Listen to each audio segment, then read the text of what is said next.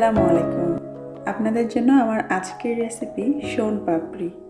নামটার সঙ্গে সবাই পরিচিত। বিশেষ করে ছোটোবেলা যাদের গ্রামগঞ্জে কেটেছে তারা তো অনেকবার খেয়েছেন। আর এখন তো শহরেও বাক্সবন্দি করে এই শোন পাপড়ি কিনতে পাওয়া যায়। কিভাবে বানাতে হয় এটা জানা নেই আমাদের অনেকেরই। আজকে আমি সহজ উপায়ে এই শোন পাপড়ি আপনাদেরকে তৈরি করে দেখাবো এবং সেই সঙ্গে অনেক গুরুত্বপূর্ণ টিপসও শেয়ার করব।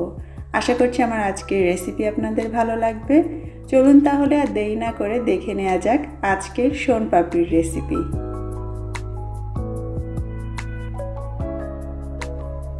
প্রথমেই একটা বাটিতে আমি হাফ কাপ নিয়ে নিচ্ছি ময়দা। চাইলে আপনি রিফাইন্ড সাদা আটাটাও ব্যবহার করতে পারেন। সাথে দিয়ে দিচ্ছি 1/4 কাপ বেসন। এই শোন পাপড়ি আপনি চাইলে শুধুমাত্র ময়দা দিয়েও তৈরি করতে পারেন, তবে সাথে একটু বেসন মিলিয়ে নিলে টেস্টটা কিন্তু অনেক ভালো হয়। আবার শুধু বেসন দিয়েও কিন্তু শোন পাপড়ি তৈরি করা যাবে। দুটো একসঙ্গে মিলিয়ে নিলাম। এবার আমরা এই শোন পাপড়ির বেসনটাকে বা ময়দাটাকে ভালো করে ভুনে নিব। তাই একটা প্যানে লো আঁচে আমি 2 টেবিল চামচ ঘি নিয়ে নিচ্ছি। অল্প আঁচে আমি ঘিটাকে গলিয়ে নিব। ঘিয়ের পরিবর্তে আপনি চাইলে বাটার অথবা ডালডাও ব্যবহার করতে পারেন। এইবারে সেই যে মিশিয়ে নেওয়া বেসন আর ময়দার মিশ্রণটা সেটা এই ঘিয়ের মধ্যে দিয়ে ভালো করে নেড়ে ভুনে নিব। প্রথম দিকে ঘিয়ের মধ্যে ময়দার এই মিশ্রণ পড়ার পর এটা অনেকটা দলা পাকিয়ে যাবে, তবে আস্তে আস্তে এইভাবে নেড়ে চেড়ে ভুনতে ভুনতে একসময় দেখবেন এই দলাগুলো খুলে গিয়েছে এবং অনেকটাই ঝরঝরে হয়ে গিয়েছে। তবে যে জিনিসটা আপনাকে খেয়াল রাখতে হবে সেটা হচ্ছে একদম অল্প আঁচে সময় নিয়ে খুব ভালোভাবে এই মিশ্রণটাকে ভুনে বা ভেজে নিতে হবে। কোনো রকম কাঁচা গন্ধ যেন এতে না থাকে। আমার এটা ঝরঝরে হয়ে গিয়েছে, এখন আমি নামিয়ে এটাকে ঠান্ডা করে নিচ্ছি। এবারে আমরা শোন পাপড়ির আসল কেরামতি অর্থাৎ চিনির মণ্ডটা রেডি করে নিব। তাই একটা প্যানে আমি 1/4 কাপ নিয়ে নিচ্ছি চিনি। সামান্য পানি দিয়ে দিতে হবে, কোনো মাপঝোঁক নেই, জাস্ট চিনিটা ভিজে গেলেই হলো, বেশি পানি দিতে হবে না। চুলার আঁচটা থাকবে মিডিয়াম লোতে। প্রথমে চিনি আর পানি একসঙ্গে গুলে যাওয়া পর্যন্ত এটাকে একটু জাল করে নিতে হবে। কোনোভাবেই চুলার আঁচ বেশি করবেন না। আমাদের কাজ হচ্ছে এই যে চিনির ঘন শিরাটাকে এটা ক্যারামেল করে ফেলা। চুলার আঁচ যদি আপনি জোরে রাখেন 4 থেকে 5 মিনিটের মধ্যেই ক্যারামেল হওয়া সম্ভব, কিন্তু সেটা দিয়ে শোন পাপড়ি বানানো যাবে না। আমাদেরকে অন্তত পক্ষে 25 থেকে 30 মিনিট ধরে মিডিয়াম লো আঁচে জাল করে এটাকে ক্যারামেল করে নিতে হবে। খেয়াল করছেন হয়তো যে চিনির এই মিশ্রণটা সাদা থেকে এখন কিন্তু সোনালি হয়ে গিয়েছে। সোনালির থেকেও বেশি অ্যাকচুয়ালি লালচে সোনালি। চিনি শিরাটা ঠিকমতো তৈরি হয়েছে কিনা সেটা চেক করার জন্য একটা বাটিতে নর্মাল পানি নিয়ে তার মধ্যে কয়েক ফোঁটা চিনির শিরা ফেলে দেখুন। পানিতে পড়ার সঙ্গে সঙ্গে এটা ঠান্ডা হয়ে যাবে, আর ঠান্ডা হওয়ার পর এই শিরার কনসিস্টেন্সিটা কেমন হবে সেটা এভাবে চেক করে নেওয়া যাবে।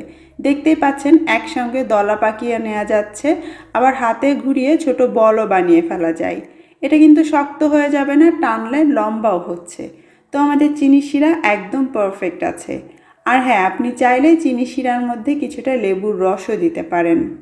এইবারে এই চিনি শিরাটা সরাসরি নিয়ে যে কোনো একটা মেটালিক পাত্রে আপনি ঢেলে নিতে পারেন। আমি একটা ফ্রাই প্যানের উপর ঢাললাম, তাতে আমি আগে থেকে একটু ঘি মাখিয়ে রেখেছিলাম। আপনার কাছে যদি কোনো স্টিলের ডালা বা খাঁচা থাকে তার উপরও ছড়িয়ে দিতে পারেন।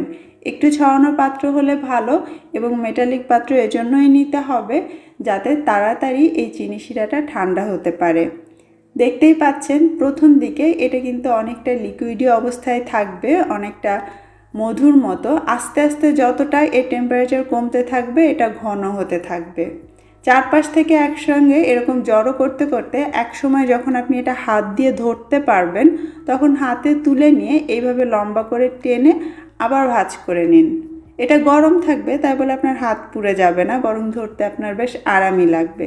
এইভাবে 12-10 টেনে টেনে লম্বা করে আবার একসঙ্গে মুড়িয়ে নিন। এতে করে এর ভেতরে অনেক তারের সৃষ্টি হবে।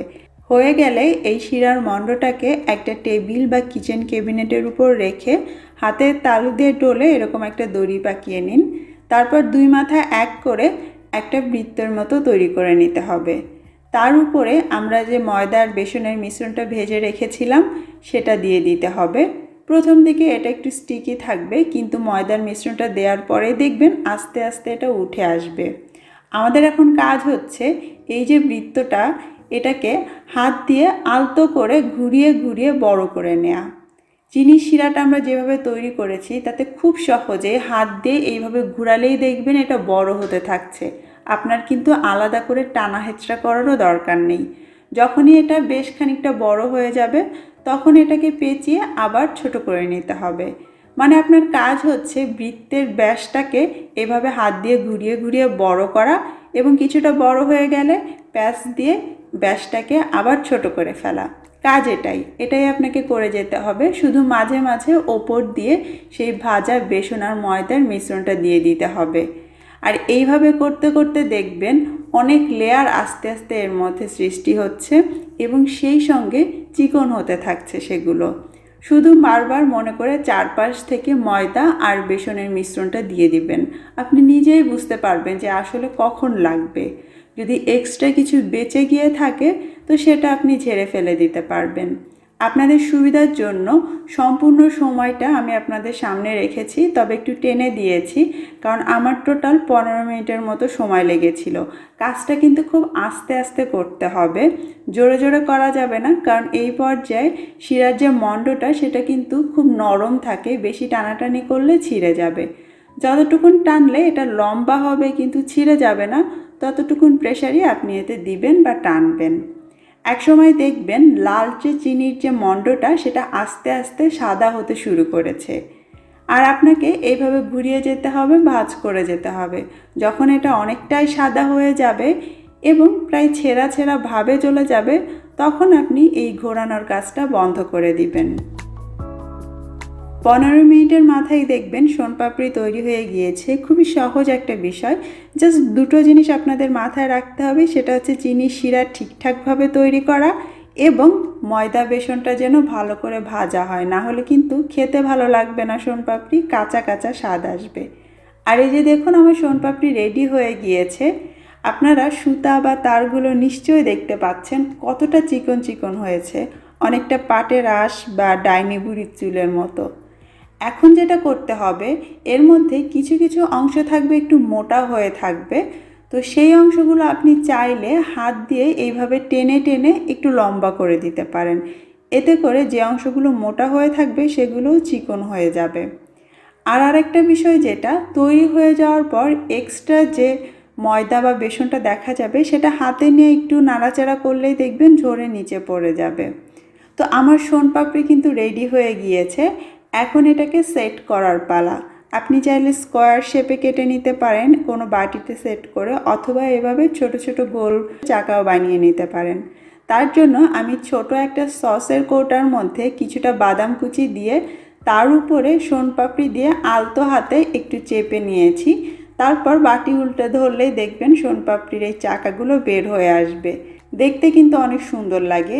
একই পদ্ধতিতে আপনি চাইলে কোনো একটা টিফিন বক্সের মধ্যে প্রথমে কিছুটা বাদাম ছড়িয়ে দিবেন, তার উপরে শোনপাপড়ি বিছিয়ে আলতো করে চেপে চেপে উল্টে নিলেই দেখবেন সুন্দর একটা চারকোনা শেপে হয়ে গিয়েছে।